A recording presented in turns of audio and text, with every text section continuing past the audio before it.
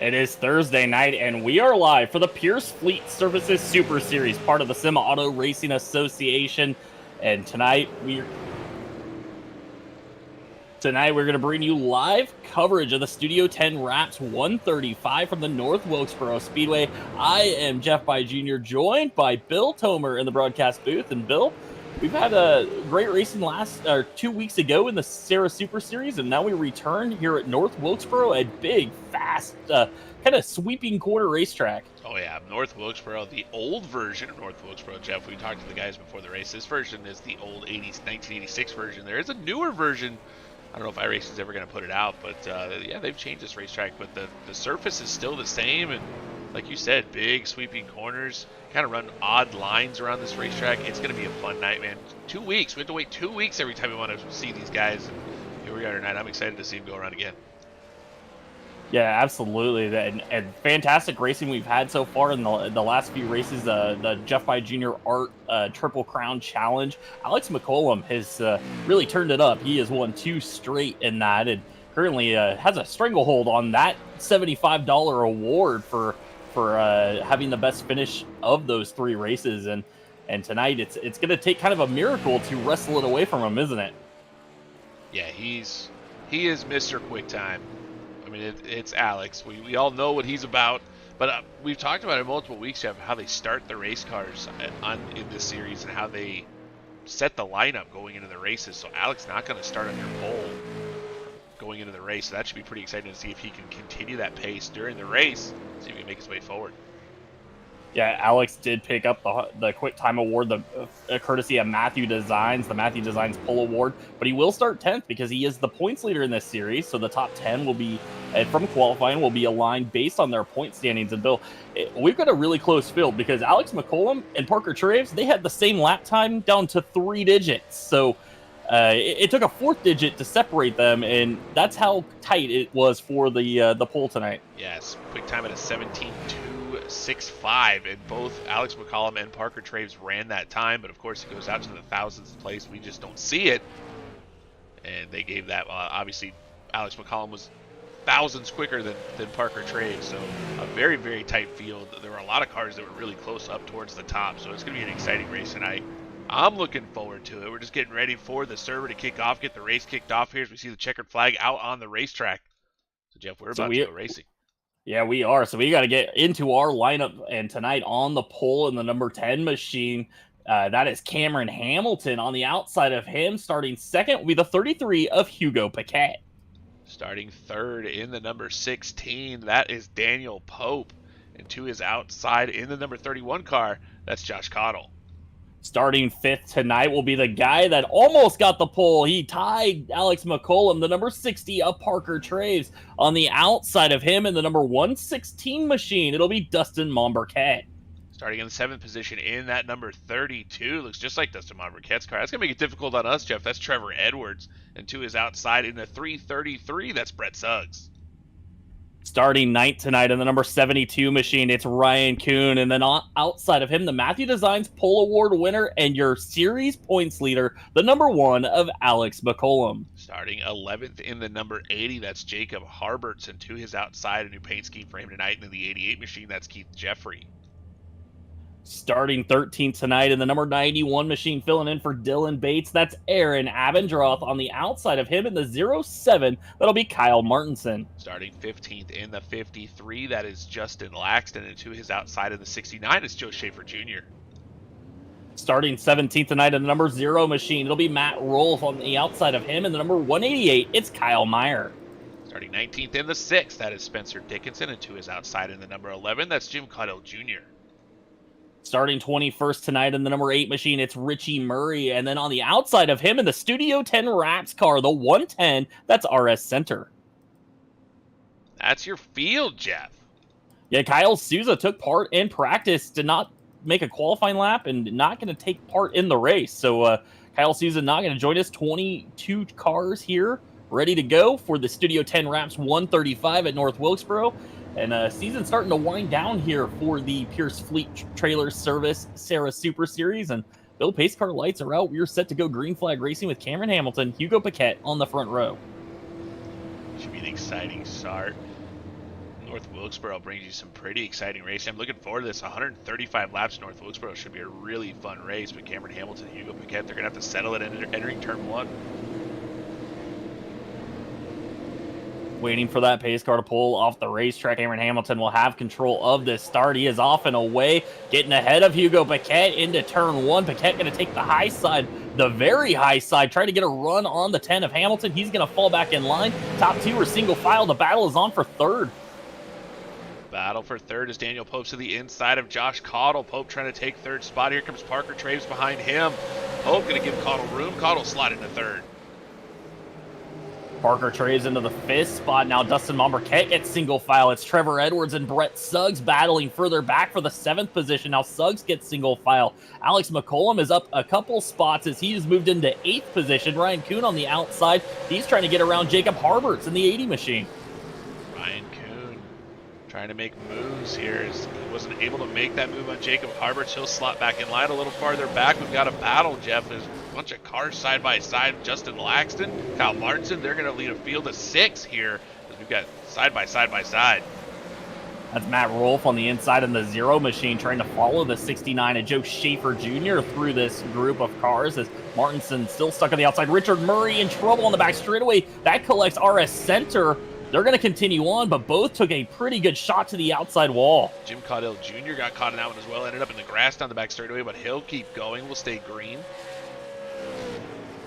Still green flag racing. Cameron Hamilton out front of the field ahead of Hugo Piquet, who's got a mirror full of Josh Caudill right now. Caudill really putting the pressure on the 33, and Caudill has been impressive the last few weeks. That 31 car has fired off very well early on in these races, and he has found himself leading a lot of laps. Yeah, one winner at Milwaukee.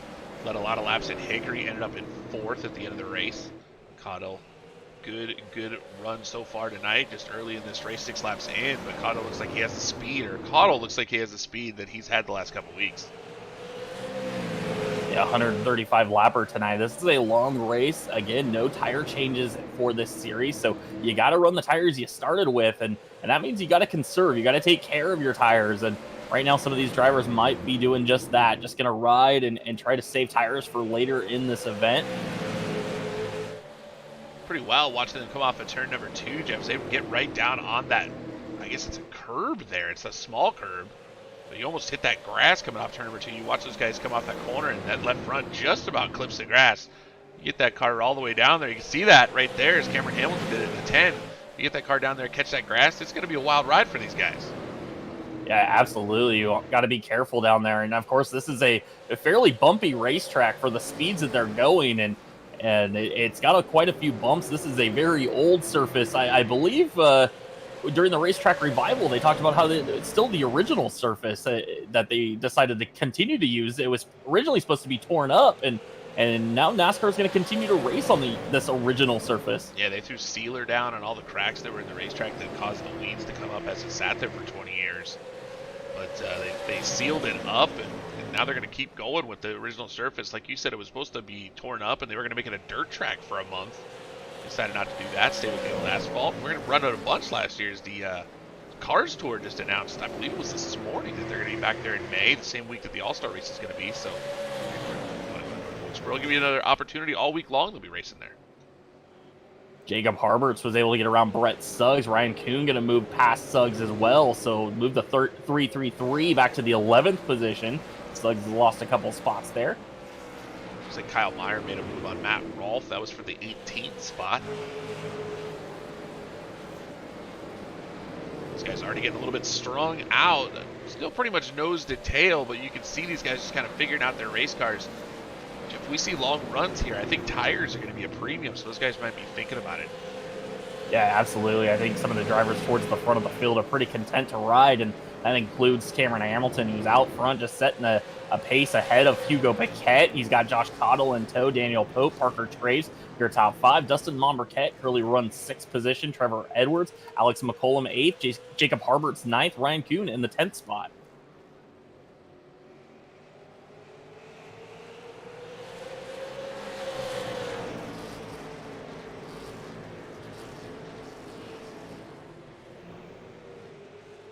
Shout out to all those following us on Facebook Live right now. If you're watching right now, leave a comment. Let us know you're watching. I see Jeff by Senior in the house gave us 50 stars, cheering for Brett Suggs tonight. Thank you so much for the stars. We do appreciate that. Just noticed Daniel Pope was really high off the corner, Jeff. That 16, blue number 16 car. Coming off of turn number 4, he was washing way out in that car. See if he does it again. Not that time. Talked to Daniel before the race, said the car was a little bit snug. Still feeling pretty good about his chances. Good speed right now.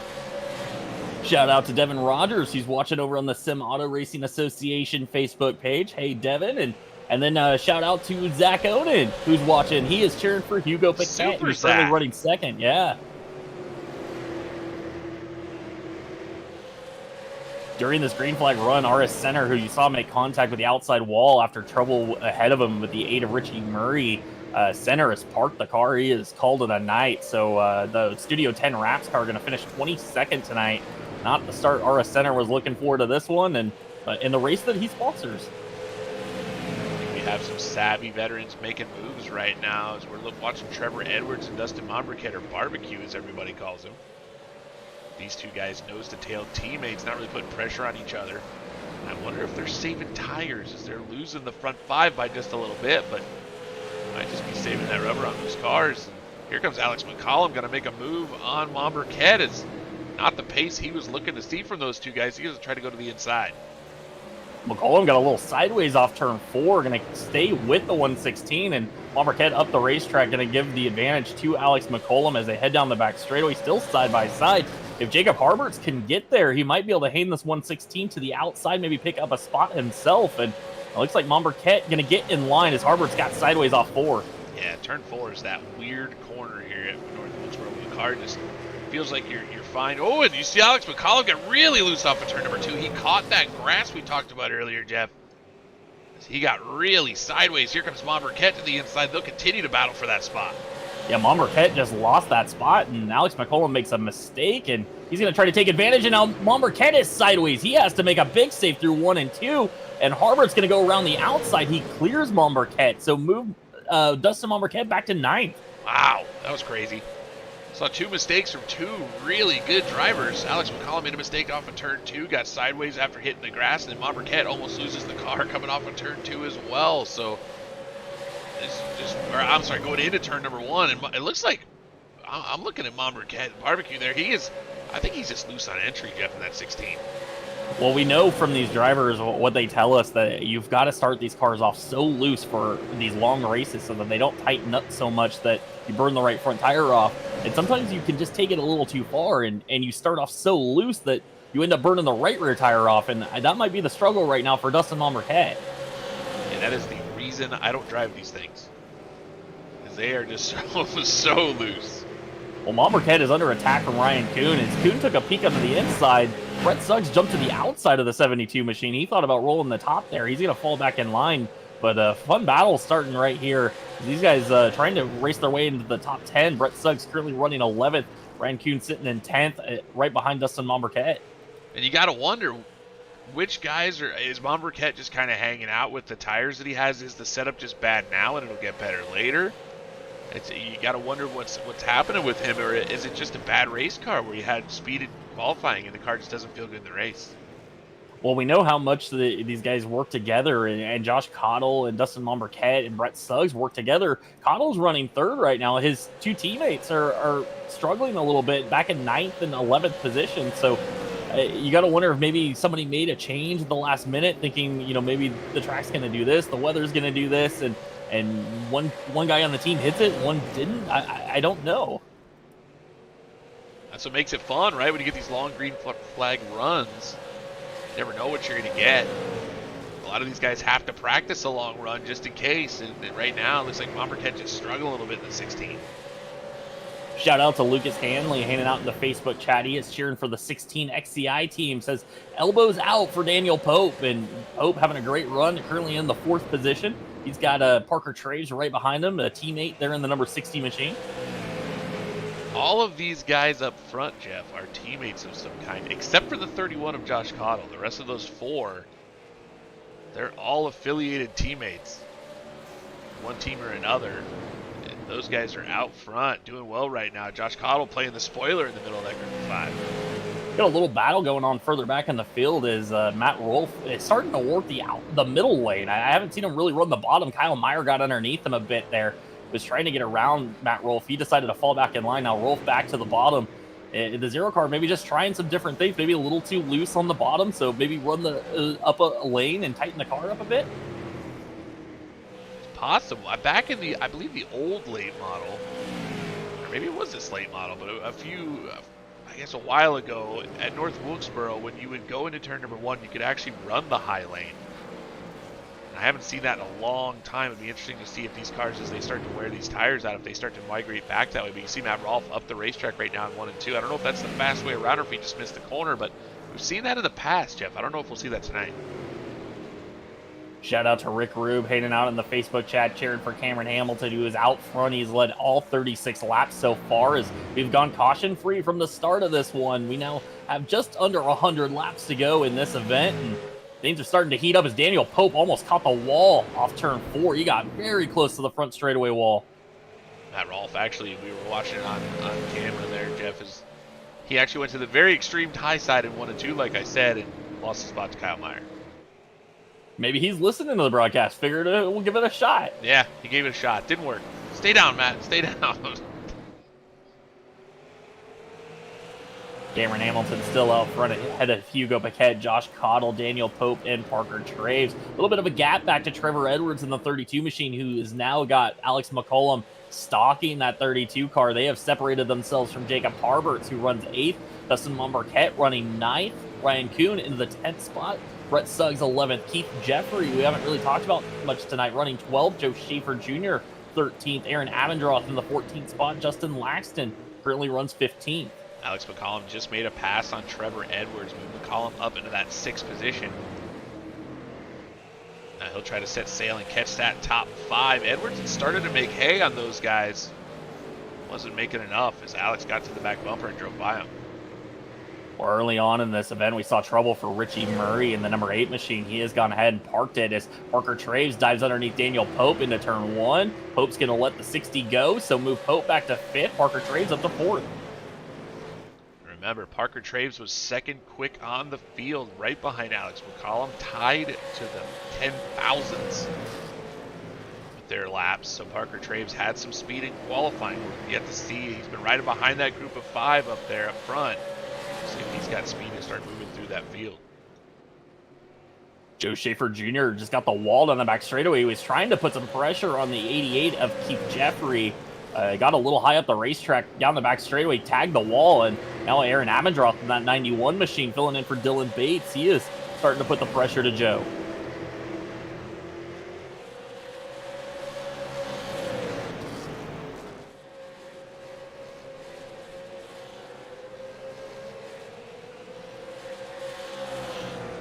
As I said a little bit ago, Richie Murray out of this race. He will finish 21st tonight, so 20 cars still left running.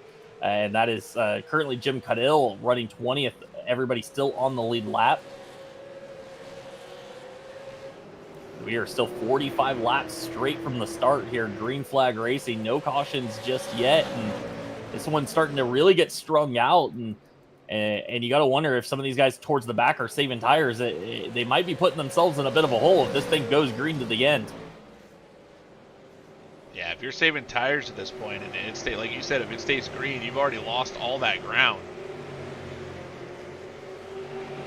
It'll be interesting to see if they can make it up, Jeff, as we see Matt Rolfe way up the racetrack again in the 0.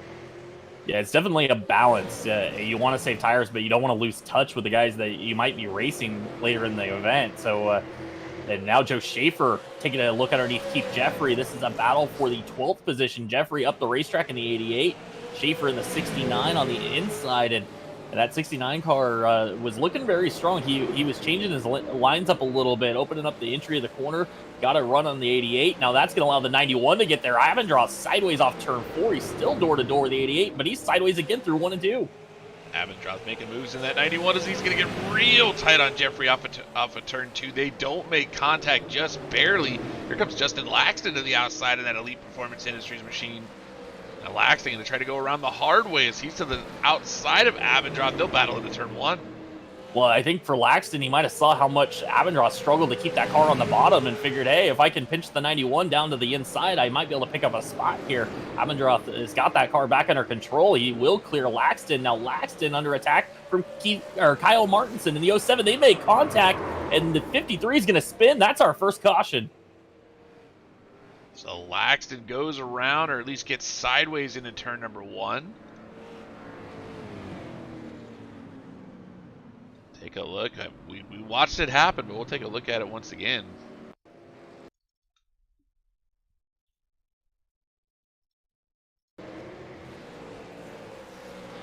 Yeah, Martinson. Oh, I think that's just net code there, Jeff. Yeah, I mean, Kyle is up the racetrack. We're starting to get to the entry of the corner there. The 07 still pretty far up the racetrack. Is the 53. He's got to start thinking about getting down for the corner. Yeah. It's tight, but I think the actual contact, it doesn't look like there's actually there's a gap there. Tiny gap. Yeah, just a little bit of net code there. That's tough. That's some really close racing right there. That is close. Close enough to turn a car around. That's how close that was. Well, there you go. We went about 50 laps, green flag there, and now the caution's going to wave and restack this field. Cameron Hamilton still out front, has led every lap from the start. Hugo Paquette will restart second. Josh Cottle, Parker Traves, Daniel Pope will be your top 5 on the restart. Your quick qualifier tonight, Alex McCollum started 10th. He is up to 6th position now. Trevor Edwards runs 7th. Jacob Harberts, who started 11th, is up to the 8th spot. Dustin Monmarquette 9th. Ryan Kuhn currently runs 10th. Brett Suggs will restart 11th. Joe Schaefer Jr., Keith Jeffrey, Aaron Avondroth, Kyle Martinson will run 15th on this restart. Spencer Dickinson currently running 16th, followed by Kyle Meyer, Jim Cadill, Justin Laxton, and Matt Rolfe will rejoin in the 20th position.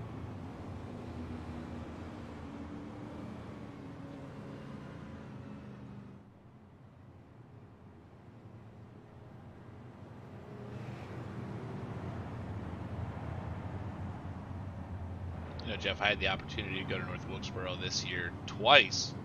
I did not realize that the buildings in turn 4, they're gone. I had no idea that they were ever there. Really? They're not there anymore. But they are here in iRacing and not there in real life. And there's a lot more that's either not missing or different, but I did not know that those were ever there. So those are gone. Well, they do preface that by saying this is the 1985 or 86 version of this racetrack. 86, yeah, 86. 86. Made from photos from the era. Well, before we go back to green flag racing, the pace car lights go out. Shout out to Studio10 Wraps, who brings this race to you. Studio10 Wraps is a vehicle wrap and sign company that will work with you on new and innovative ways to better enhance the visual appearance of your company, vehicles, and race cars. Visit Studio10Wraps.com for more information, or if you get a chance, go follow them on Facebook. Give them a like. Let them know you found them out here on In the Zone Racing and the Sarah Super Series. Support the people that support our hobbies. That's what we always say as the pace car heads off the racetrack. Cameron Hamilton taking us green flag racing once again. Hugo Paquette on the outside got a fantastic restart, but it's going to be a battle there for that third spot as Hamilton not able to clear the 33. We got some battle everywhere, Jeff. Side by side down the back straightaway. We're 7 deep, 6 deep, 2 by 2. Cameron Hamilton not able to clear Hugo Paquette. Hugo doing a great job on the high side. Yeah, Hugo really rolling the top side of the racetrack, doing a fantastic job, and he's inched ahead of Cameron Hamilton down the back straightaway. We'll see if Hamilton can make up any ground through 3 and 4. He gets ahead into the entry of the corner. Hugo fighting back, and Hamilton looks like he'll lead this lap. Are we at Talladega, Jeff? That's what this looks like. It does look like Talladega. We're at Talladega as they draft around the racetrack. Oh, look at Hugo with a nice run down the back straightaway. He's going to inch ahead, but here comes Hamilton on the bottom. Hugo still leads to 3 and 4, and it looks like off turn 4, he's going to lead this lap. Hamilton sideways. That might allow the 33 to clear. No, Hamilton fights back into 1. He is still there to the inside of the 33 of Paquette. Holy cow, look at this racing as here comes Parker Traves to the outside. He's going to look to the outside. Hamilton Paquette is cleared. Did it on the top side, Jeff. That's pretty wild. As we got a Trouble. spin. Aaron Aaron Abendroth. Abendroth into the pits. He spun. He's going to save it, but he is going to lose some time as he's got to get down to pit road speed. Hamilton's going to lose the second spot to Parker Traves. Traves inching forward. Cannot quite clear the 10 as Hugo Paquette's going to try to set sail now. Hamilton, Parker Traves side by side behind them. It's Cottle and McCollum side by side. We'll stay with this outstanding battle for the second position. You see all these cars 2x2. You've got 8 of them, and now Cameron Hamilton gets into the grass off of turn number 2. He's going to lose some ground. Here comes Alex McCollum to the outside. McCollum started 10th. Their quick qualifier tonight got inverted all the way to the 10th spot. He is charging forward, now using the outside to his advantage. He just watched Hugo and Parker Traves drive around the outside of the 10. He's going to try to do the same. Hamilton kind of struggling on the bottom. He's led nearly most of this race all night long, and now on this restart, it just doesn't seem like the 10 has the speed he had early. Yeah, he's struggling to keep up that momentum on the bottom, and the top side is driving around him. Hamilton a little bit sideways entering turn number 1. He's going to catch that grass once again. Now he's going to lose the spot to Alex McCollum. Will he clear into 3? McCollum not able to clear the 10 machine, but he was close that time by. If he can get a great run off turn 4, he might do it this time. Still not able to clear Cameron Hamilton. Hamilton trying to fight back on the inside line as Josh Cottle now jumps to the outside of the 10 machine. That is some driving from Cameron Hamilton. You can see how tough that car is to hold down to the bottom, and when you can't apex this corner, it's really tough to do as that car wants to step out. Hamilton will find his way back into 4th. McCollum up to 3rd.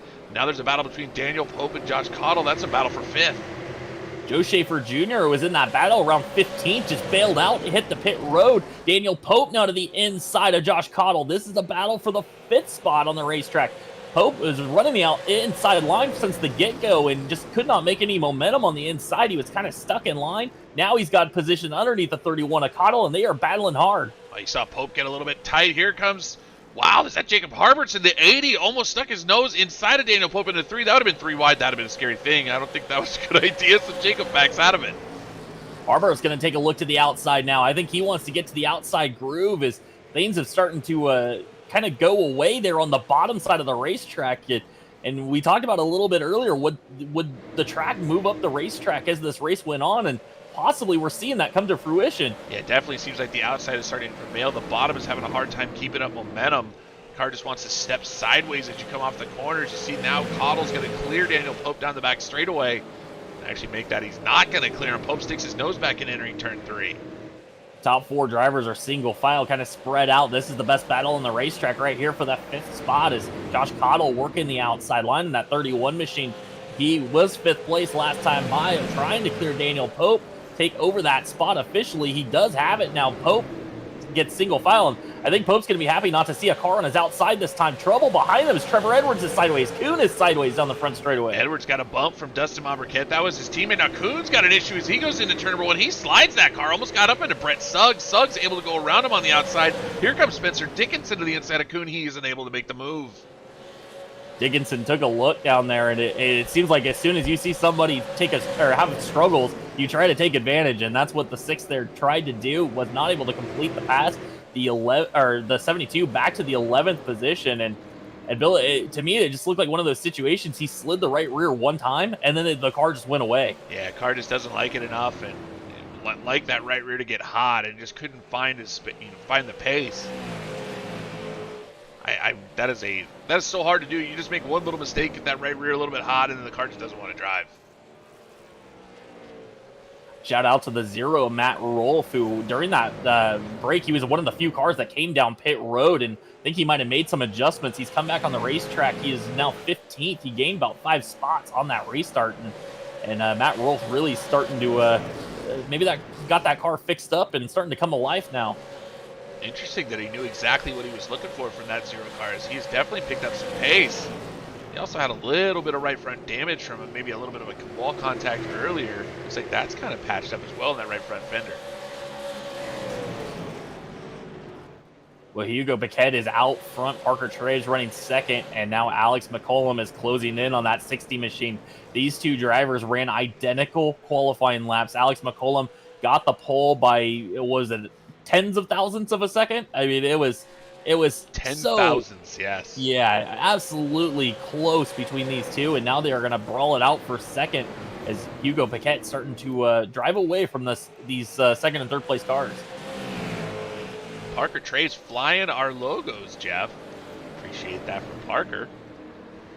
Yeah, the ITZR machine currently running second behind them. That's the JDR graphics car that we've seen in victory lane for 2 straight weeks. He's trying to make it 3 here tonight, and I believe Alex has, what, 4 or 5 wins already on the season. It's been a dominating performance from Alex McCollum, and he looks to continue that success right here at North Wilkesboro. The Studio 10 wraps 135. He's still got lots of time. We're only 77 laps into this race.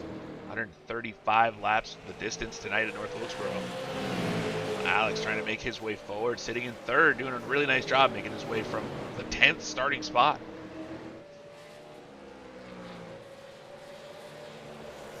During that chaotic first start, I talked about Joe Schaefer kind of bailed out a line to hit pit road. He has parked that car, so Joe Schaefer going to wind up 20th tonight in this race. He is called it a night. Not sure what happened there to the 69 machine, but he got out of the way quickly, got down on the pit road, and parked that car.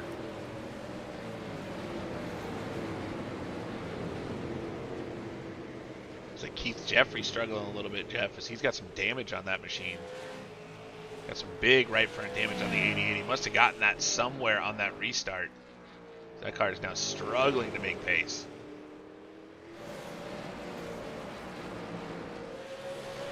Aaron Abendroth, who had some issues, had to go down pit road and get down to pace speed. He is currently running 19th on the racetrack. He has got the leader starting to bear down on him as well. Hugo Paquette can now see the 91 machine. That's the back end of the field there. So Aaron Abendroth might be hoping for a caution here to get him caught back up with the rest of the field.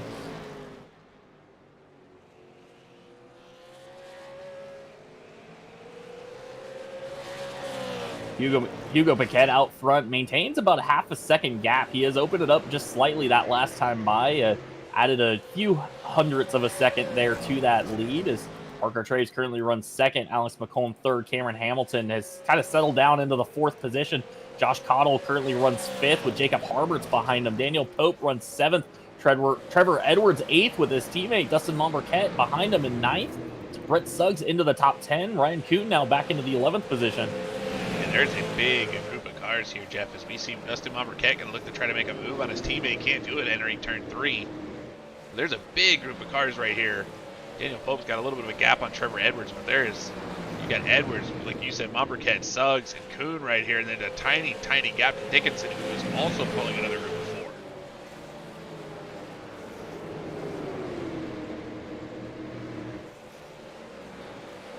Fantastic racing all throughout the racetrack right now. They've kind of separated themselves into little groups, and I'm watching Dustin Monberquette try to work a way around this 32 of Trevor Edwards. He has started to kind of move up the racetrack on the entry and try to dive that car down the center of the corner, get a run on the 32 machine. He's got that 33 of Brett Suggs behind him, though, so he can't open up the door too much for Brett Suggs. He might just take advantage. Wow, now he's going to... I thought he might take a look to the outside. We saw on that restart a bunch of cars were able to get around Cameron Hamilton on the outside. I think Monberquette started to think about it. If he can get to the outside, Jeff, we saw that it was really hard for drivers to keep their car going on the bottom. Here he is again, maybe looking at that outside lane. Ryan Kuhn doing the same thing in the 72. Yeah, Monberquette trying to find a way around his teammate behind them. Another one of those drivers on that team, the 333 of Brett Suggs. And Suggs is running a more traditional line down on the inside. And every time Monberquette moves to the outside, it looks like Suggs has an opportunity to get underneath him. But right now, I think Suggs is kind of waiting to see what Monberquette is able to do with Trevor Edwards. You can see the lines changing in turns 1 and 2. Suggs just ran a little bit higher line as well. In 3 and 4, it's definitely a hug the bottom, hug the curb line. But here you can see guys starting to walk up that racetrack like we talked about, Jeff. It's like we knew something. But yeah, they're starting to look up at that top line to see if they can gain momentum coming off turn 2. You can see Edwards sideways off turn 4 that time. That cost Monberquette some momentum there, as I think he might have had to lift on exit of the corner for Edwards. That allowed Brett Suggs to get very close to the 116. But if you're Monberquette right now, you got to be thinking, hey, this is my teammate. I've showed you I've got a little bit more speed. Could you maybe just let me go at this point? Oh, you sound so nice, Jeff. What he's thinking is, get out of the way! Absolutely. As Monberquette now to the inside of the 32 machine, but we've seen how tough it is to pass on the bottom. Monberquette a little loose off turn 4, and It's going to make it difficult to get around this 32 car. That outside line has been very strong when you're side by side with someone. Ooh, Mommerkamp really sideways off the bottom of 4. He'll stay to the inside of his teammate. And the caution going to wave trouble. I think Caudill Jr. went around in turn 1. The 11 machine, who was running 14th on the racetrack, went around. And I think something happened in front of him to the 07 of Kyle Martinson. Oh, yeah. And then Matt Rolfe piled in, had nowhere to go. But Kyle Martinson, big time contact with the front stretch wall. Yeah, Martinson sideways, got loose coming off turn 4, corrects, and that car gets up into the outside wall. Cadill nowhere to go, and the 11 machine gets turned around. Matt Rolfe a little damage there on the 0. Justin Laxton did a great job to woe that thing up, not get involved in that.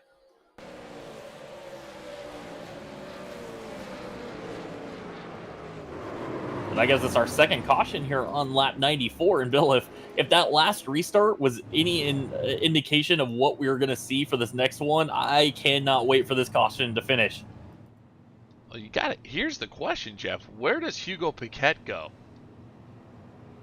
We saw Cam Hamilton pick the bottom, right? He took the lead on the outside. Exactly. Cam Hamilton picked the bottom on the previous restart.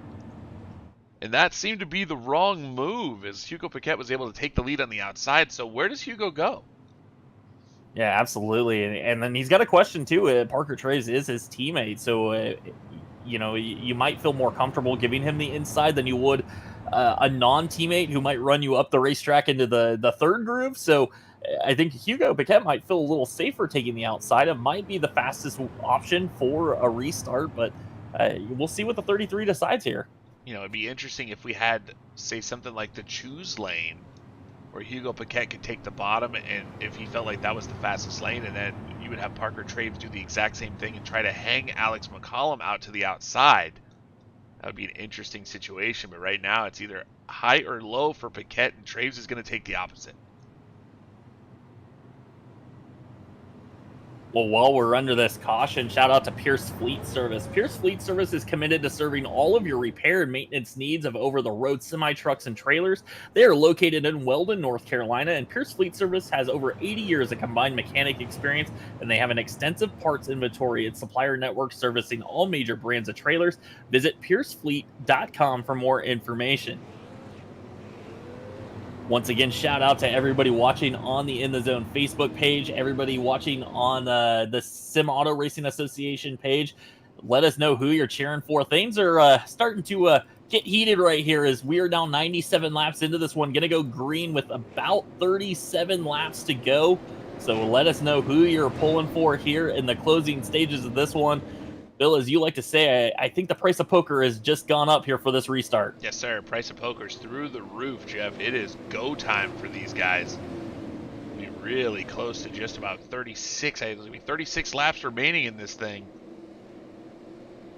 Well, Hugo Piquet has chosen the inside line. It's going to put Parker Traves on the outside. Now, Hugo took the lead on the outside last restart. Can Parker Traves do the same? Hugo has control of this restart. He is off and away, almost clear of the 60. McCollum did not get as good a restart. There is a gap for Traves, but he is not going to take it. He's going to try to drive around this 33 car. Here comes Cameron Hamilton to the outside. He's going to make a move on McCollum. This is not going to be done for third either, but Traves way up the racetrack in the 60. Well, Hugo gave that 60 machine the outside line, and he might be regretting it right now. Parker Traves trying to inch forward on the outside line. Maybe a little contact down the back straightaway as Alex McCollum is powered right to the back bumper of the 33. We are now double filed for 2 rows deep. The one got into the back of the 33. We got trouble. McCollum is off the pace. McCollum got hit. Matt Rolfe is sideways. We get a yellow. Caution. Wow. Wow. Hugo Piquet looked like he stepped a little bit sideways. And that caused everybody to stack up and included Alex McCollum. And then somehow Matt Rolfe ended up sideways going down in turn number 1. We'll take a look and try to unpack everything for you. To me, you know, my first instinct is I thought I saw the one get in the back of the 33, get him sideways. And then McCollum got up the racetrack into the 10 of Cameron Hamilton. And that just really stacked everybody up. So let's go back to what happened to Matt Rolfe. He's just kind of back here minding his own business. You'll see the field stack up in front of him. Oh, Justin Laxton just didn't see it. I think that's where your yellow's going to come from, is Matt Rolfe sideways into one. Yeah, absolutely. And Laxton, he just got into the back of the zero car. Luckily for Matt, it was at the point in time where he was just clear of that inside wall. So no harm done there to the zero, other than some maybe some damage to the tires as he smoked them pretty good. They're trying to keep it off the racetrack there as he got down to the inside line. But Matt Rolfe lucky to miss that inside wall just barely. I think the tough luck award on this one is probably going to go to Cameron Hamilton. I think he's probably going to get the most damage from all of this. Yeah, he took a pretty good shot from the one car and the outside wall. So both fenders on the 10 machine kind of sandwiched together there. I don't think that car is going to handle the same as it was earlier on in the race. And that's going to be a tough break for Cameron Hamilton, who has had a fantastic run tonight. Started on the pole, has ran in the top 5 most of the night, and now some damage here late in this one. We'll take one last look from a different angle. Should see everything go kind of crazy here. And I will say, nobody has claimed this caution yet. And it's my fault. It's going to be tough to unpack that one. I mean, do you bring it out for the guys that slowed the field, or do you bring it out for the car that clipped somebody that was slowing down for the incident? I don't know. Look, clearly Matt Rolfe just lost it going into turn 1.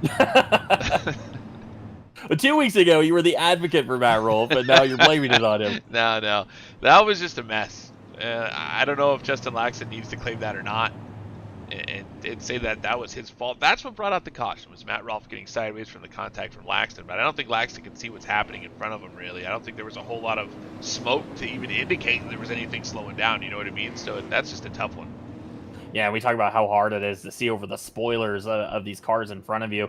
I've been watching Kyle Martinson and Keith Jeffrey come down pit road to repair some damage to the 07 and the 88 machines, respectively. And both guys going to get back out on the racetrack. We still have 19 cars on the lead lap, and still 19 cars running. Joe Schaefer Jr., Richie Murray, and RS Center are out of this event. So Kyle Martinson, the last car on the racetrack, still running the 07 machine.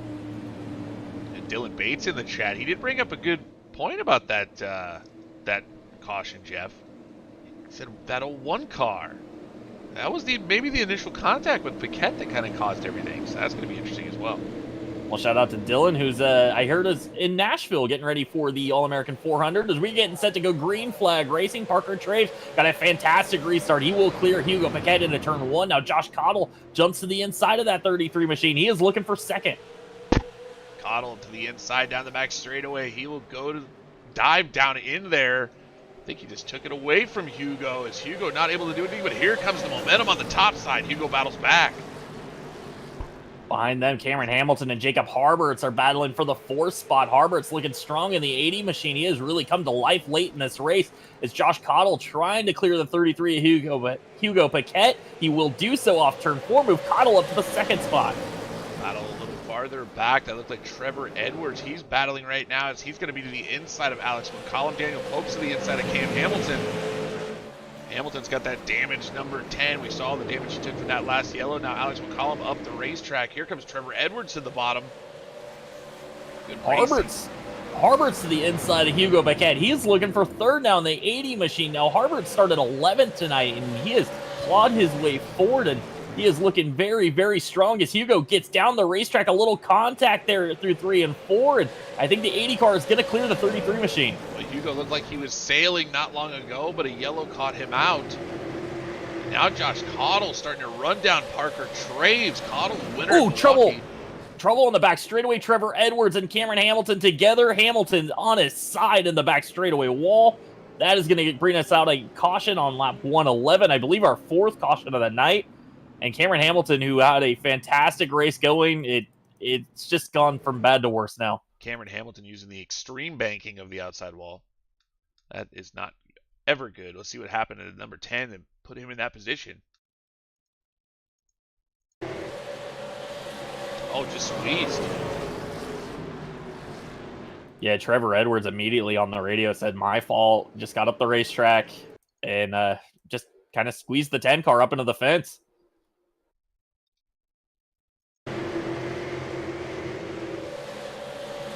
squeezed, and Cam actually, I think, hits the wall trying to avoid him. That's not the camera angle we want there. There we go. Oh, and Alex McCollum got into the back of the 10 car as well. Yeah, just not enough room there. Trevor Edwards got up the racetrack and just got into the side of the 10 car, ran him up into the wall, and then Edwards also got turned after the contact, got turned into the outside wall himself. So heavy damage to both the 32 and the 10. Two cars running in the top 5 positions, and that is going to mix things up. That's going to give us Parker Traves still out front, Josh Cottle, Jacob Harbert's in the 3rd, Hugo Paquette 4th, Daniel Pope now moves into the 5th spot, Brett Suggs running 6th, Alex McCollum 7th, Dustin Marquette 8th, Ryan Kuhn 9th, Aaron Abendroth 10th, Spencer Dickinson 11th, Justin Laxton 12th, Matt Rolfe 13th, Trevor Edwards will restart 14th, Kyle Meyer will restart 15th, Keith Jeffrey, Josh Cadill, Kyle Martinson, and Cameron Hamilton doing some damage repairs right now on that 10 machine, and he's got plenty of it.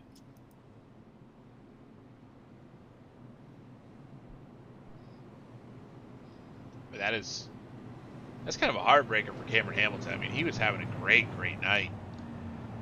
Even at that little run after the first caution, he was just riding around in 4th, just doing a really nice job, and now he's on pit road.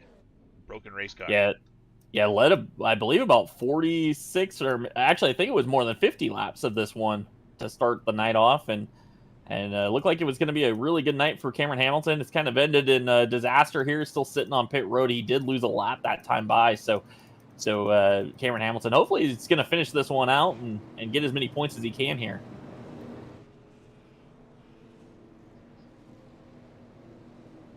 Well, Parker Traves is going to restart from the front row. He's going to put Josh Cottle on the outside. And if you're Cottle, you might like this right now because the outside has been very strong on the restarts. He just needs to time this right and be there with the 60 when they hit the start-finish line.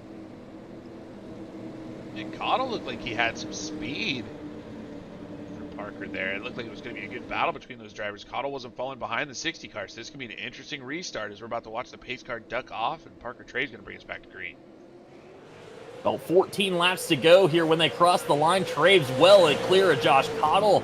We are green flag racing. Harbert's into the 3rd spot. Hugo Paquette still rolling the top there in the 33 machine. Daniel Pope and Brett Suggs going to battle it out for 5th. I think Parker Traves just gave us that meme that said, got him, because he was gone on that restart. Well, Cottle is right there. He's going to take a look underneath Traves into turn 1. Traves gives him the bottom, going to roll the top. He clears the 31 off turn 2, and he's clear once again down the back straightaway. That's going to be a tough pass for the 31 car, but Josh Cottle showing some real speed. Here comes Jacob Harberts in the 80. He's in this battle as well. Then we got a nice side-by-side battle for 4th. Yeah, Pope and Hugo Paquette battle for 4th. They're side by side. They're holding up Alex McCollum and Brett Suggs. So the top 3 are starting to get away from the rest of the field here. You can see McCollum getting antsy. He almost looked to the inside of Daniel Pope. Didn't do it down the back straightaway. Hugo Paquette going to make the move on the outside. Pope sliding back on the bottom. Suggs jumps to the outside of the 16 of Pope. Now McCollum going to again look to the inside. Does not go 3 wide, but Alex McCollum's probably getting a little anxious here to make a move. There's not much you can do. Now McCollum going to slide to the outside. Wow, did he really kind of chopped the nose there of Dustin Marquette. So he found a hole. Now McCollum just can't decide who he's going to follow. Now he's going to go to the outside of Pope. Well, Suggs still side by side with Pope. Here comes Ryan Kuhn. He'll fill that gap on the inside line as he pulls equal with Alex McCollum. And now he's got a car coming up the inside of him. That's Dustin Marquette in the 16. Great battling here at North Wilkesboro. This is what it looks like when you have 2 lanes that do really well. Really good racing here on the iRacing service. Sarah Super Series putting on a show tonight. Pope sideways off turn 4. That'll clear Brett Suggs. McCollum's now door to door with a 16 machine. Pope was loose under throttle there. Seems to try to battle back to the inside of Alex McCollum. Here comes Ryan Kuhn to the outside. Marquette's there as well. Here comes Spencer Dickinson in the 6. Harbert's now putting the pressure on Josh Cottle for the 2nd spot. He has opened up his entry this time, and he's going to take a run at him down the back straightaway. Gets the momentum coming off the banking, and not going to be able to pull alongside the 31 machine, but he has closed the gap on these top 2, and Jacob Harberts looks like he might have something for the leader here. We've seen Harberts have good runs before in that 80 car, and he's definitely got a piece tonight as he's trying to find his way around Cottle. He has got to get by the 31 car if he has any shot at Parker Traves. Alex McCollum and Ryan Kuhn have cleared Daniel Pope, moved Pope back into the 8 spot. Dustin Monmarquette jumped to the outside of Pope, so Pope, the attack is not over yet. He has still got cars battling him. Yeah, Pope just not feeling it right now. As you can see, the 16 car struggling just a little bit. Harbert's now to the inside of Cottle into turn 3. He's got the position there on the 31 machine. Off turn 4, he's going to take over second. Harbert's to P2, Cottle P3. Here comes Hugo Paquette. Paquette's starting to rally again in the 33 car. So Harbert's going to have about 8 laps to chase down Parker Traves, and now the caution is going to wave, and that's going to reset everything as Kyle Meyer is spun on the back straightaway.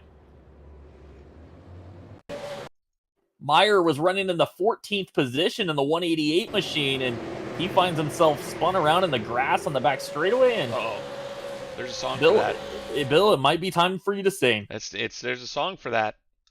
And that was the all by myself moment there as Kyle Meyer hit the inside curve, got that car sideways, and just was never able to recover as he spins her off into the grass and brings out, I believe, our 5th caution of the night. I'm not going to sing it. I want to so bad, though, Jeff. I don't think we can afford the rights to the song anyway. It's not the rights unless it's a perfect cover, Jeff, and I can assure you it's not going to be. Shout out to Dolores hanging out in the Sarah chat, cheering for the 72 of Ryan Kuhn. Ryan currently running in the 7th position.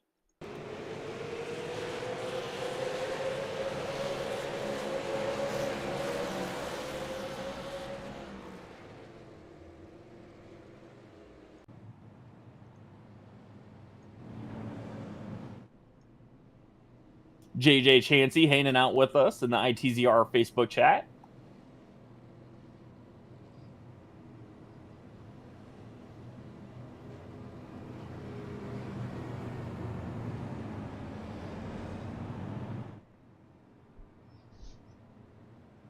So 5 laps to go. It looks like we're going to set ourselves up for a green-white checkered finish here with Parker Traves, Jacob Harberts, Josh Cottle, Hugo Paquette, Brett Suggs. Your top 5. Alex McCollum will restart 6th. Dustin Monmarquette will restart 7th. Ryan Kuhn will restart 7th. Dustin Monmarquette 8th. Daniel Pope 9th. Spencer Dickinson will restart 10th. Aaron Amendroth currently runs in the 11th position. Justin Laxton 12th. Matt Rolfe 13th. Trevor Edwards 14th. Jim Cudill running 15th. Kyle Martinson 16th. Kyle Meyer back into the 17th spot. Keith Jeffrey 18th. And Cameron Hamilton never made his way back on the racetrack. He will finish 19th tonight as he currently still sits on pit road, called it a night. So 18 cars all on the lead lap here for this green-white checkered restart I believe we're going to have.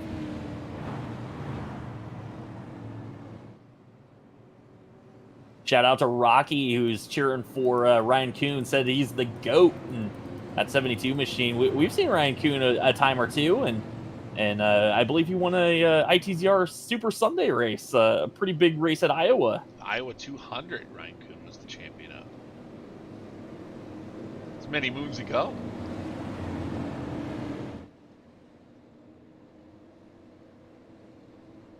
Well, here we go. They are doubled up. Parker Traves on the inside, Jacob Harbert's on the outside, and Jacob Harbert's going to need the restart of his life right here as Parker Traves. He got a great one last time, was able to clear Josh Cottle to start-finish line. That's what Parker Traves needs once again. He needs to get clear of this 80 car because we've seen the outside be very, very strong when you're side-by-side with someone. Pace cars off the racetrack. Parker Traves on the loud pedal, and Harberts did not get going. That's going to stack up Hugo Paquette. Paquette is in the wall. Paquette issues will head back to Traves. Now there's a battle for second as Cottle's made a move now. He's looking to the inside of Harberts. That's what Parker Traves wants to see. Battle it out for second, boys. I'm out of here. We got a wreck in turns 3 and 4, Jeff. I think it's Dustin Monmarquette up against the wall. Yellow is out once again. We're going to go to overtime. That is not what Parker Traves wanted. That one was over. He just needed to bring it home, and now we will reset him once again. Parker Traves, yellow waves, and the race will be restarted once again, and that looked like trouble for Dustin Monmarquette down in turn 1. Or turn 3, rather. That looked like Justin Laxton catching that curve going down into turn number 3. You can see he catches the curve. That car jumps to the outside, gets into the left rear. I think there might have been a little contact from behind from Trevor Edwards that sent the Oh, 53 that makes it worse. You know why? because it was his teammate It's his that he ended teammate. up collecting there, and Monmarquette just rolled in the top side. The 53 gets a shot, gets up on the curb, and around goes Monmarquette. Oh yeah, I think you can see it right there. You see Justin Laxton's car jump sideways, catches that curve. As he's trying to catch it again, he gets up in the outside of the inside of the left rear of the 16 machine, puts him in the wall. Monmarquette's had a strong night as well. He was been in the top 10 most of the night, and fortunately gets turned around here late in this one, and it's going to send him to the rear of the field. He's going to restart about 18th. Nobody has claimed it. Actually, I tell you what, Dustin Monmarquette claimed that one, so What? figure that one out. Yeah, that one. Okay.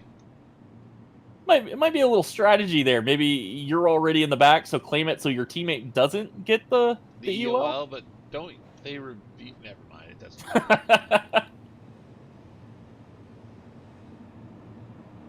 matter. Interesting. I mean, what you do for your teammates is, I mean, that's pretty big for Dustin Monmarquette to take that one.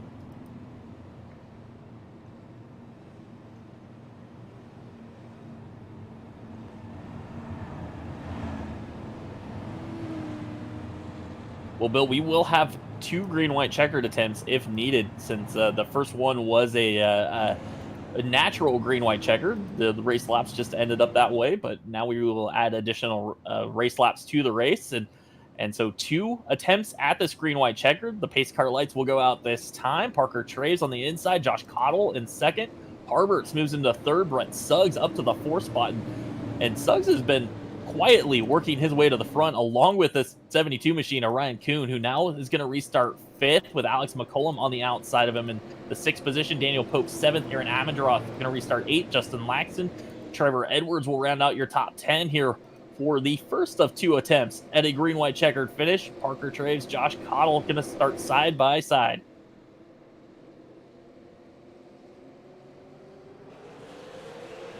Traves off and away, not going to quite clear the 31 machine at the start-finish line. Cottle can roll the top into 1 and 2, and we've seen the outside be very, very strong.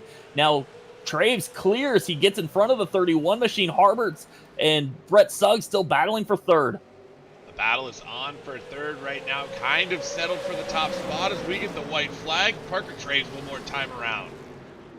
Traves through 1 and 2 for the last time down the back straightaway. Cottle is within striking distance. If Traves has any issues at all, the 31 machine is right there. Traves off turn 4, clean to the start-finish line. Parker Traves wins his 3rd race of the season. The Studio 10 wraps 135, and the 31 of Josh Cottle going to come home 2nd. Jacob Harbert's 3rd. Brett Suggs 4th. Ryan Kuhn gets a top 5. Well, that was unfortunately anticlimactic for the lead jump, but man, what great racing all night long. North Wilkesboro just putting on a show, man. These guys did such a fantastic job. Those restarts were really exciting, and it was really hard to hash out passes there. They were just side by side for many, many laps. Yeah, absolutely. Alex McCollum going to come home 6th, even with all that damage to the 1 machine. Daniel Pope 7th. Aaron Abendroth gets a top 8 finish. Trevor Edwards 9th. Matt Rolfe, who we still have some struggles, hit pit road a few times. He gets a top 10 out of that one. Wow, Matt Rolfe spent most of his time towards the rear of the field, doing a great job. Got spun late in the race, still picks up a top 10, so great job by the Zero driver. Justin Laxton will finish 11th. Spencer Dickinson, Josh Cottle, Hugo Paquette, who had a fantastic run tonight. He winds up 14th. Kyle Martinson, 15th. Keith Jeffrey, Dustin Monmarquette, Kyle Meyer, Cameron Hamilton, Joe Schaefer Jr., Richie Murray, and Aris Center round out your field. And Bill, I mean, there was some exciting racing all throughout the night. Those restarts were just absolutely wild because I think that might be the first time in a while we've seen really double file 2-lane racing. Yeah, that's a product of this racetrack. We talked about that top lane having a little bit of the ability to actually battle back and stay on the outside and not lose the position immediately. We've watched too many line dominant racetracks. This one was not that tonight, Jeff. We watched a lot of side by side racing. Yeah, fantastic racing throughout the night, and It'll be interesting to see. Alex McCollum finished sixth in the in tonight's race. He's got 2 wins in the Jeff By Jr. Art Triple Crown Challenge. I think he's going to be safe tonight, even with the 6th place finish. But we will wait for announcement from Sarah this week. Keep an eye on their Facebook page about who won that $75 bonus. It'll also be interesting to see who won the Toxic Media Solutions Hard Charger Award tonight, Jeff. Yeah, absolutely. I think that might be going to Matt Rolfe, who went from 17th Wow. to 10th tonight. But Bill, we get a chance to talk to our winner. Parker Traves going to join us in the broadcast booth. And Parker, it's your 3rd win of the season here in the Sarah Super Series, and you did it the hard way. You went around the outside to take the lead. Yeah, that definitely was really hard, but when, Pope makes a good setup like that, it makes it easy too. Parker, I've talked to you many times. You do not sound excited. Come on, man. It's got to sound better than that. You got to be feeling pretty good about this win here at North Wilkesboro. You charged out you were super fast in qualifying and charged that car and drove it all the way to the front, man. You got to be happy. Oh yeah, I'm pumped up. We were really good in qualifying, really good in the race. Car was perfect. We've been in a drought last couple of weeks, and honestly, we've sucked. And this feels really good to come back and win and run really well. All my teammates, they ran great tonight. We had a fast car. Everyone had a fast car. It was a good night. So Parker, I gotta wonder, what was it about the racetrack tonight that it made it where the outside line was a little bit more dominant? It seemed like guys further back in the field. I don't know if you saw it, but they were all fighting to get to the outside line. What was it about the racetrack that made that happen? I don't know. It's not usually like this with the super late, but you pinch the guy a little bit off too, and you can get the run. And usually, like here, 3 and 4, you can't commit that pass, but tonight you're able to, which it made it fun being able to pass for once. Yeah, more two lane racing than we've seen in a while, right, Parker? But man, this puts you 3 wins on the season. It's kind of like you said, been an up and down year for you. How does it feel going into the last few weeks? Do you think you're gonna be able to pick up another win, uh, late in the season? I'm hoping so, but anything can happen. I'm very fortunate to be where we are and feel good winning 3. But if we get one more, that'd be pretty good. Usually every Sarah season I win 1, so this year with 3, I'm very happy with that. Well, Parker, you said that you guys haven't been very strong on the setups the last few weeks, and I know you can't divulge too much about what you might have found, but is it stuff that's going to carry over with USA and Lanier coming next? Do you have something that you take away from tonight that'll work for those racetracks? Yeah, I think so. We've just been missing it the last couple weeks, but you know, all those guys at SPM have been working hard trying to figure it out, and I think we did tonight, which it was nice because I was so bad at Hickory last week I pulled off, and it feels good to come back and win again. But I think we'll be good going forward. We know what we need to do to make the cars fast, and we're good tonight. So I gotta ask you, Parker. You were out there racing with a bunch of teammates out there out front. Hugo being one of them. When you're racing that tight with a teammate, are you racing them a little bit differently than you race other people, or is you just kind of what happens happen? Same situation with anybody else. same situation with anyone else. Gloves are off. It's fair game out there. Everyone was running their own race, so even though we're on the same setup, we all want to win. So everyone was doing what they had to, and yeah, it's nice that way. Well, Parker, before we let you go and celebrate this with your guys, is there anybody that you want to thank and shout out tonight? You take all the time you need. Make sure you hit them all. Well, I'd like to thank the guys on the hood of the race car. You guys at In the Zone Racing. Let's You go. guys, you make this possible. You know, you've supported me for a long time, so I really appreciate it. Matt Rolfe at Sarah, all my teammates at SPM, all of them. It's just a group effort here. Well, thank you, Parker, for taking the time to talk with us. Congratulations to your 3rd win of the season. It's been a good run this year, and we look forward to seeing how you're going to handle the fall brawl in the final 2 races of the Sarah Super Series. Thank you, guys. Great job, Parker. Thank you.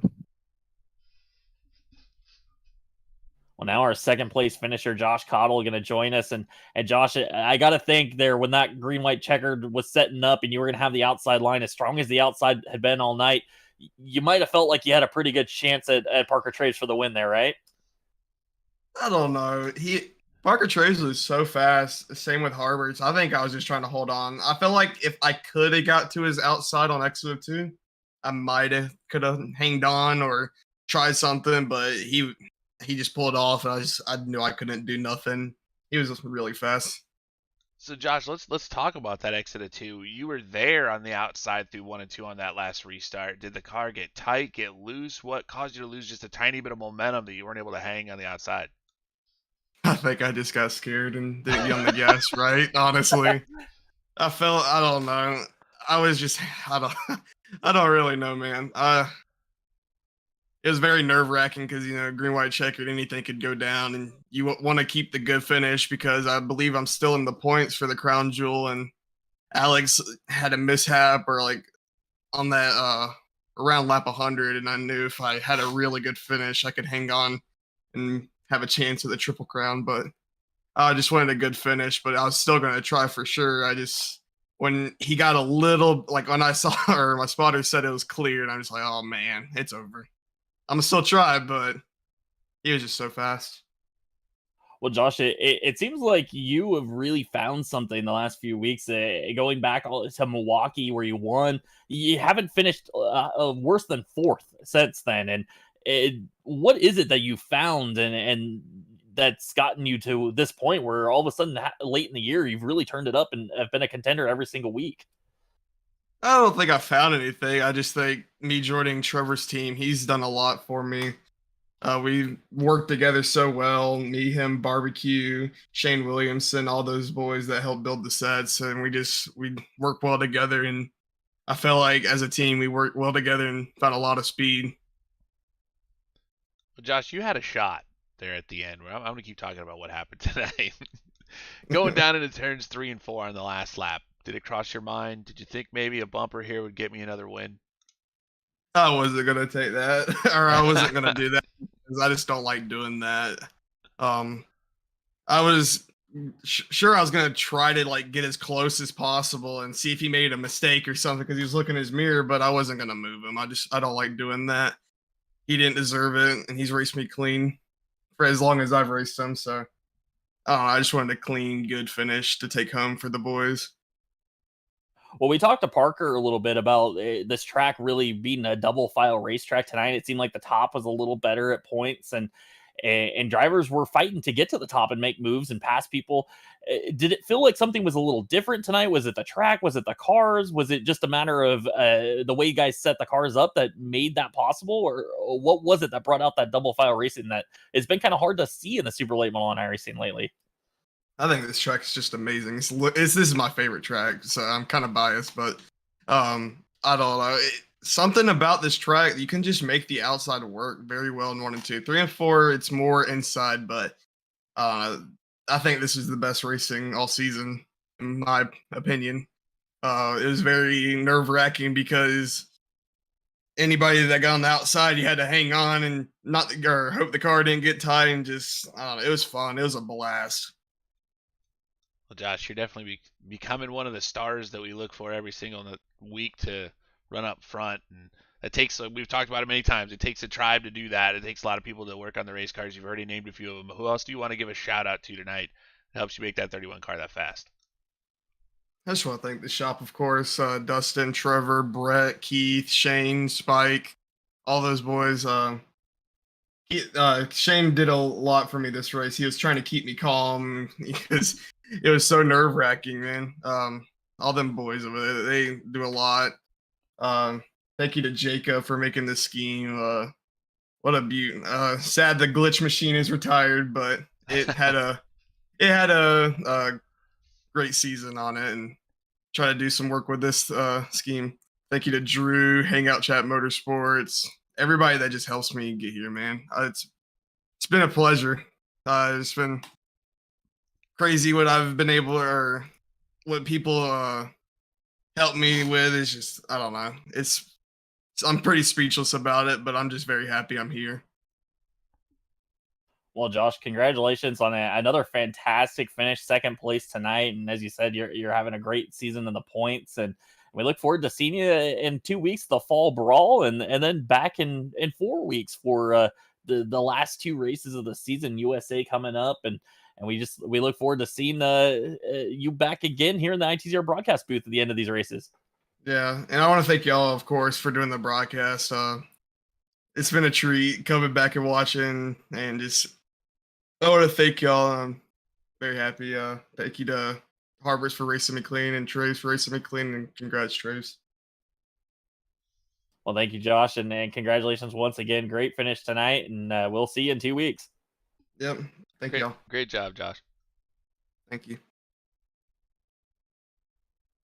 Well, now joining us, our third place finisher, Jacob Harberts. And Jacob, we saw you at Hickory. You had a lot of speed. You looked really fast. You probably didn't get the finish that you deserved there. And then you back it up this week here with a third place finish. You started deep. You started 11th. What was it that you found there in that race that got you up to the front? Really, I mean, it was just raw speed. Car was flying. Thanks to all the boys at LMR for getting me hooked up. But luckily this week, you could restart, both on the inside and outside and make it work. So, it took a little bit of luck, kind of depending on what happened in front of you. But the main thing that got me at Hickory last week was getting stuck on the outside on restarts. And unfortunately there, if you can't get down, you're going to lose a few spots. So we were able to capitalize on a fast car and avoiding a little bit of the carnage that did happen up front. So I got a few spots out of that and was able to have a shot at the win from it. Well, Jacob, you did look like you had a shot at the win. We actually were talking about it on the broadcast. That 80 car was fast, and if you cleared Josh, you might have something for Parker. Did you feel like you had something for Parker? I know you didn't get to test it for very long because we got a yellow, but did you think you might be able to run him down and maybe beat him on a restart? So actually not a restart. The biggest thing is I needed a run. I was really tight on those late restarts. I know everyone was, but I felt like I was even tighter than they were. But once I got about 5 or 6 laps on the tires, the car started coming back to me, and I really needed some green laps on the tires, I think, to be able to get around someone. Because even if I was able to time one of those late restarts and get underneath Josh and Parker, it was going to be hard, I think, to complete a pass. Well, I asked Parker and Josh when we had a chance to talk to them about tonight's racetrack and how the outside had started to come in. Was there anything that you noticed that felt different about tonight's race that allowed for that double file racing that we saw? I think it was just a combination of people getting tight on restarts, being on the outside and being able to open up the track more. Obviously you don't have to turn the wheels much. So when you're tight and being stuck on the bottom, like some of those guys were on restarts, not being able to use the entire track, it really costs you time having to pinch the car down, keep it off the guy on your outside. So I think that's probably why the outside was so good tonight.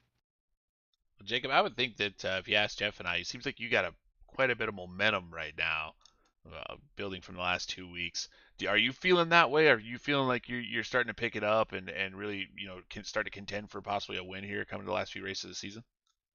Yeah, I mean, kind of the story of my season has just been top fives. I've in almost all the races I've ran been just top five, top five, top five. I've missed a few races here and there, but it's good in the Sarah Super Series to be able to consistently run up here.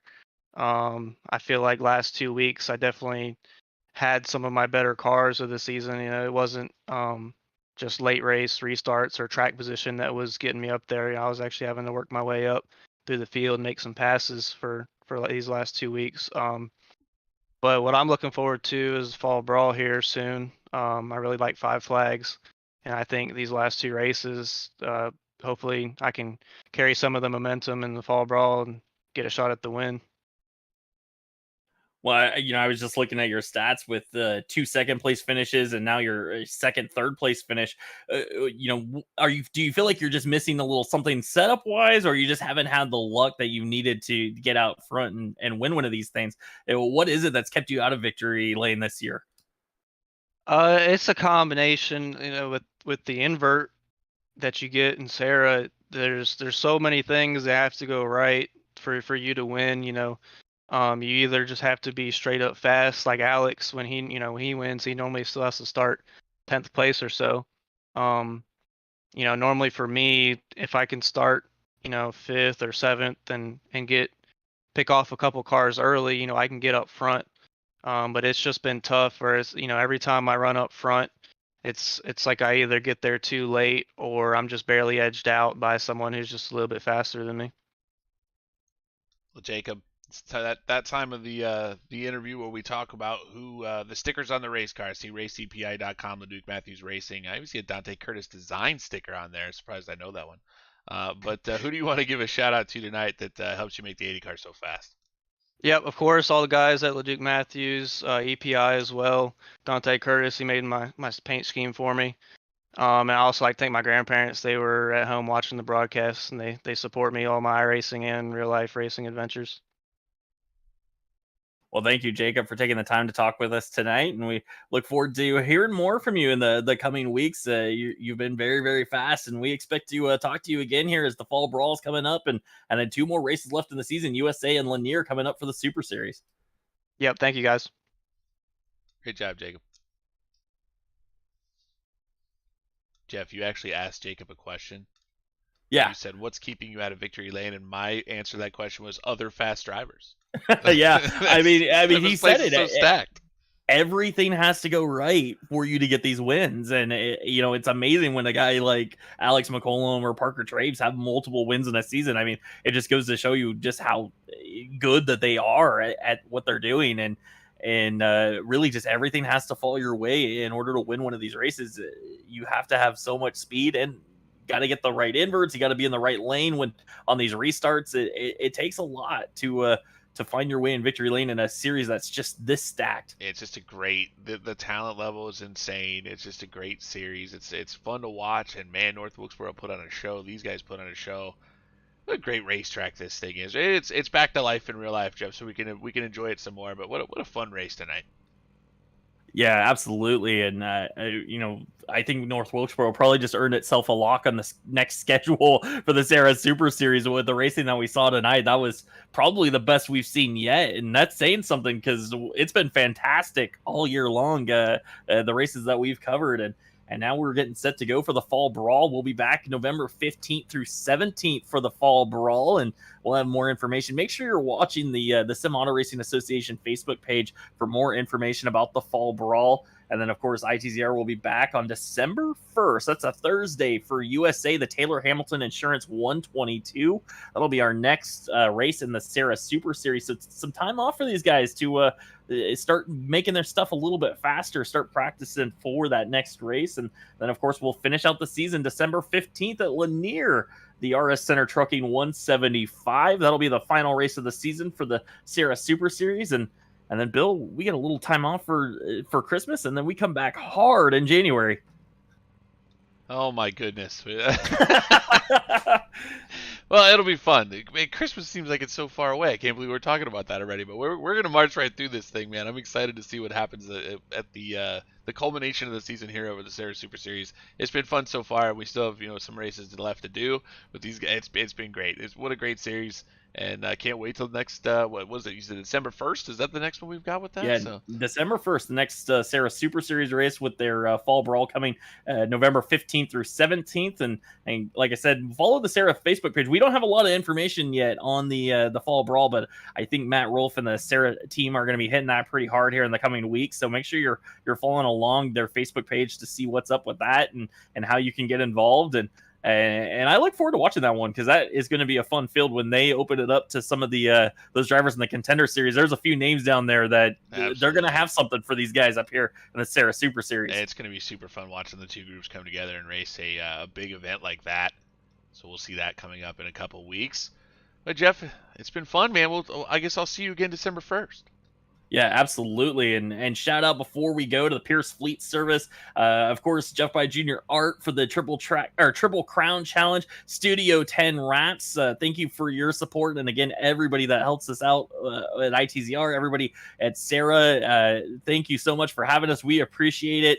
And everybody that's hung out on Facebook all night long with us, thank you for your support. Thank you for the stars. That is really appreciated. And we will see you guys December 1st for another round of the Pierce Fleet Service, the Sarah Super Series, December 1st, Thursday night.